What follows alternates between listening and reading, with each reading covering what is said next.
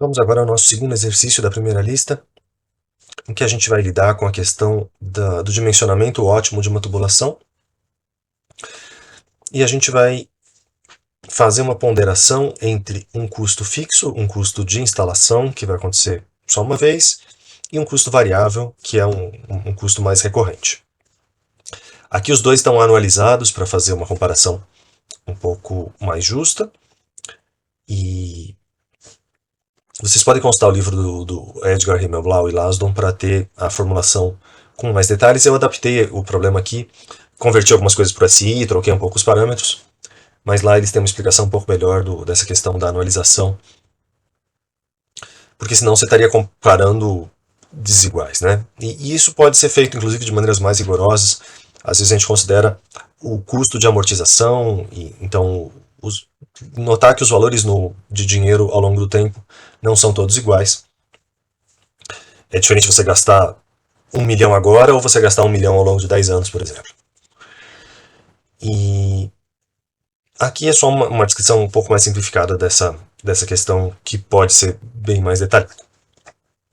O que em todo caso é verdadeiro sempre é que o custo costuma ter uma parcela fixa e uma parcela variável, e em particular nesse caso de dimensionamento de tubulação, a gente tem que quanto maior a tubulação, quanto mais larga for essa tubulação, maior vai ser um custo de instalação, mais material a gente vai estar gastando.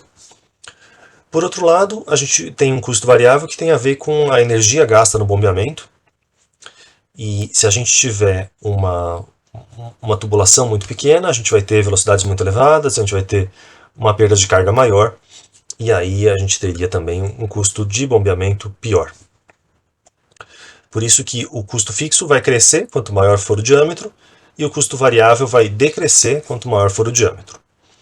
Esse é um sinal de que existe um ponto ótimo aqui no meio do caminho. Existe algum diâmetro ótimo que vai permitir a gente minimizar esse custo total. A gente tem aqui uma tabelinha com os parâmetros desse escoamento, um escoamento de água a 20 graus Celsius, só para fazer alguma continha básica. E a gente vai admitir um comprimento de tubulação de 1 metro, porque as duas expressões têm a ver com o comprimento da tubulação, com esse comprimento L. É tomar uma base de cálculo. A gente está considerando uma base de cálculo de 1 metro de instalação, e se fosse uma instalação maior, seria só multiplicar por esse L. A gente não precisa considerar o tamanho real da tubulação, nesse caso, por esse jeito que a gente está considerando essa perda de carga. A gente vai resolver o problema primeiramente de uma forma gráfica, simplesmente usando o Excel, para traçar a curva do custo em função do diâmetro. Vamos primeiro só fazer uma análisezinha rápida do número de graus de liberdade aqui. A gente tem, em princípio, 4 variáveis. A gente tem o custo como variável, o custo fixo e o custo variável. Então, essas 3 letrinhas que aparecem aqui são 3 variáveis. E o diâmetro seria a 4ª variável. Todos os outros valores, P1, L, vazão mássica, propriedades físicas do fluido, todos os outros são parâmetros. Então a gente tem 4 variáveis e a gente tem essas 3 equações. Aqui, mais uma vez, a gente já está. Essa aqui é a definição da função objetivo, e essa aqui é a própria variável, o C é a própria variável que a gente quer minimizar. Então eu estou fazendo do mesmo jeito que eu comentei no vídeo anterior, incluindo a definição da função objetivo no número de equações que a gente tem, para fazer uma conta do número de graus de liberdade, sem precisar pensar muito, só realmente enumerando todo mundo. Então, 4 variáveis no total, 3 equações no total. A gente tem 1 grau de liberdade, e o grau de liberdade que a gente pode pensar é o diâmetro. Então a gente varia o diâmetro, calcula CF e CV em função desse diâmetro, calcula o custo total em função dos 2 custos anteriores. No fundo é uma relação. A função objetivo é dependente basicamente só do diâmetro. Por isso que a gente consegue fazer um gráfico, variar só o diâmetro e ver como que o custo total varia em função disso. Então, se a gente fizer se a gente for escrever as 2 relações, a gente teria, para o diâmetro, a gente vai escolher um valor qualquer. Então, eu posso simplesmente escolher que eu quero um diâmetro, não sei, de 0,01 metro, só para a gente ver o que acontece, e depois a gente vai variar esse diâmetro, por exemplo, de centímetro em centímetro e ver como é que as coisas mudam. Meu custo fixo. O custo fixo ele é igual ao P1, que eu vou fixar, porque vai ser sempre o mesmo, P1 multiplicado pelo diâmetro, o diâmetro sim varia, elevado a 1,3, multiplicado pelo L, pelo comprimento, que vai estar fixo. Então, ok. Custo fixo é isso. O custo variável, ele é 0,142, que é um fator empírico, multiplicado pelo preço 2, fixo, multiplicado pela vazão máxima, fixa também, elevado a 2,8, a viscosidade fixa, elevada a 0,2, o comprimento da tubulação, fixo, e isso aqui dividido pelo produto entre a densidade que eu fixei ao quadrado, vezes a eficiência do bombeamento, também fixo, multiplicado pelo diâmetro elevado a 4,8. Então eu tenho um custo fixo, eu tenho um custo variável, eu tenho um custo total, que é a soma dos dois. E aqui já dá para ver claramente que com uma tubulação tão pequena assim, de 1 centímetro só de diâmetro, eu teria um custo fixo desprezível e um custo variável absolutamente impossível de ser praticado. Então, sabemos que esse ponto com 1 centímetro de diâmetro não vai fazer sentido, mas a gente vai arrastar isso aqui para varrer outras faixas e ver como é que as coisas estão acontecendo. E aí a gente nota claramente que esses primeiros pontos eles têm realmente um custo muito maior que o resto. Não precisa nem fazer o gráfico para perceber que a gente não tem por que olhar o que está acontecendo aqui. Então eu vou refazer um pouco a minha tabela. Ao invés de começar com 0,01, 1 centímetro, eu posso começar a minha tabela em, por exemplo, 10 centímetros diretamente. E aqui ela já vai recalcular todo mundo. E então eu vou querer fazer um gráfico disso tudo que está aqui. Eu vou só fazer de forma bem grosseira, só para a gente dar uma olhada, nem pensar muito, nem embelezar muito o nosso gráfico, só uma cara geral já vai explicitar bastante coisa para a gente. A nossa série 1 seria a série do custo fixo, seria essa primeira coluna.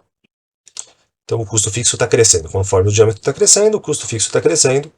A série 2 é o custo variável, que está diminuindo conforme o diâmetro está crescendo. E aqui em verde, a série 3 é o custo total, que é o que a gente está interessado em minimizar.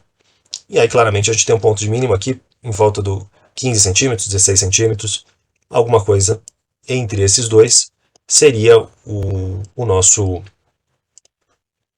ponto ótimo estaria por aqui. Aqui o que a gente está fazendo é uma busca exaustiva. A gente está varrendo todos os valores possíveis e vendo quanto que é o custo em cada um deles. Em problemas simples, muitas vezes dá para fazer isso. É a otimização na força mais bruta possível, mas que às vezes já é suficiente.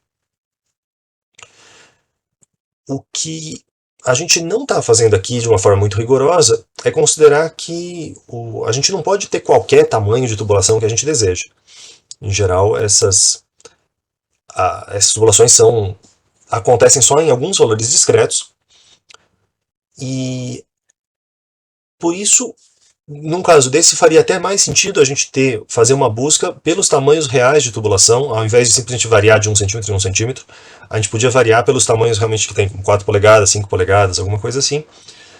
E aí já ver para as tubulações que de fato são possíveis de ser construídas, quais seriam os custos. Mas, por fins didáticos, a gente vai continuar resolvendo esse problema como se fosse um problema contínuo, como se o diâmetro pudesse assumir não só os valores aqui que estão indo de 0,1 em 0,1, mas qualquer valor na reta real, qualquer valor positivo, em princípio poderia ser um diâmetro válido. Vamos então à nossa modelagem no Solver. A gente vai deixar a variável de decisão para que o Solver escolha que valor que vai ser o diâmetro ótimo. E a gente pode aproveitar algumas coisinhas que estão aqui, né? O nosso custo fixo, ele seria agora não o I4, mas sim o F3. F4. Agora sim. Então o custo fixo é a mesma expressão que estava antes, só que eu só mudei a referência de onde está o meu diâmetro. O diâmetro é aquela célula que o solver vai poder variar.